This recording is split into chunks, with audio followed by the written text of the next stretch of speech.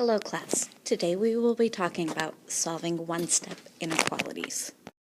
Let's talk about our one and only step for solving a one-step inequality. The only step is to undo the single operation by applying its inverse operation. Let's try an example together. We have 6 plus g is greater than -3.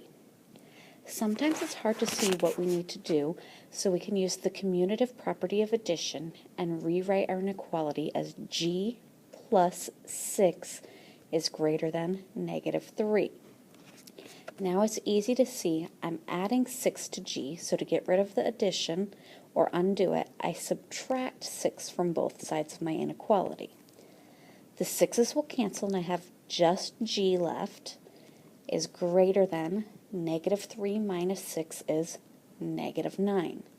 Therefore, any number greater than -9 will be a solution to the inequality.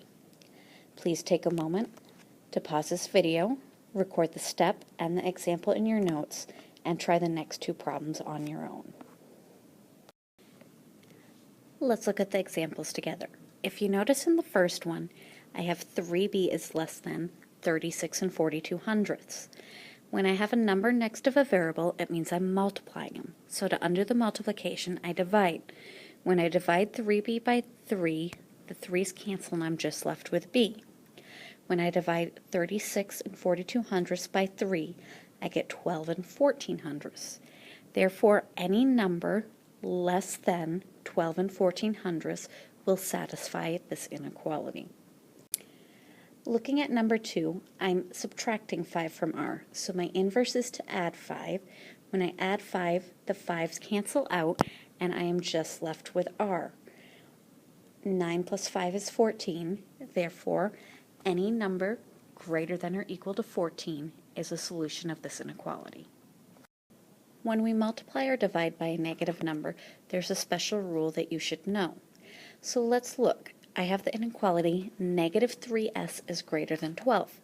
Let's find out if -5 is a solution of this inequality. So I plug in -5 for s, I have -3 times -5 is greater than 12. -3 times -5 is 15. 15 is greater than 12? Yes. So -5 is a solution of the inequality -3s is greater than 12. Let's use the inverse operation to solve the inequality now. -3s is greater than 12. Well, my inverse operation is division, so I divide by -3 on both sides. I get s is greater than -4. Well, if I plug in -5 for s, since I know -5 is a solution, I get -5 is greater than -4. That's not true. So I need to remember every time I multiply or divide by a negative number, I need to reverse the direction of the inequality symbol. The correct answer to this inequality is s is less than -4. Please take a moment to pause this video and record everything on this slide in your notes. Now I'd like you to try a few examples on your own. Please pause this video and try the 3 examples. Afterwards, please resume and check your answers. In the first example, my only step to solve this inequality is to multiply by -4. When I multiply 5 by -4, I get -20.